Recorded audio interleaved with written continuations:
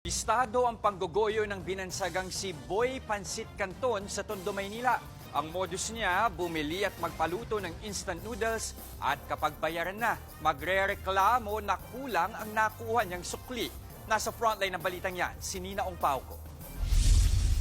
Sa CCTV footage na ito nakuha sa isang sari-sari store sa Tondo, Maynila kahapon. Makikita ang isang lalaking bumibili ng pansit canton. Ipapaluto niya pa sana ito sa tindera, pero ilang saglit lang.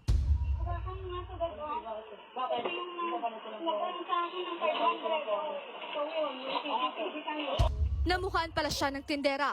Ang customer, manggagancho pala. Ang kanyang modus, mag-abot ng pera na bayad sa palutong pansit canton. Kapag susuklian na, bigla umano itong magrereklamo. 500 pesos daw ang kanyang binayad kahit hindi naman.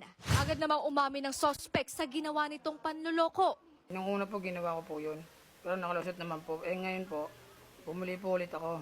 Ngayon hindi na po sinuli sa akin yung 500 ko. Sabi po ng tindera na hindi na po siya soli sa akin. Sabi ko, sige po, ganun po ba? Okay na po. Di ko na po pinagpilitan yung sarili ko. Na kasi kaya niya daw po yung kapalit ng ginawa ko ng una. Depensa niya, nagawa niya lang ito dahil gipit siya at buntis ang kanyang ka-live-in partner. Humingi niya lang po ako ng dispensa sa nagawa ko po. Humingi niya lang po ako ng pasensya para po na hindi ko na po ulitin tong problema na to. Kaya pasensya na po kayo ate sa nagawa ko.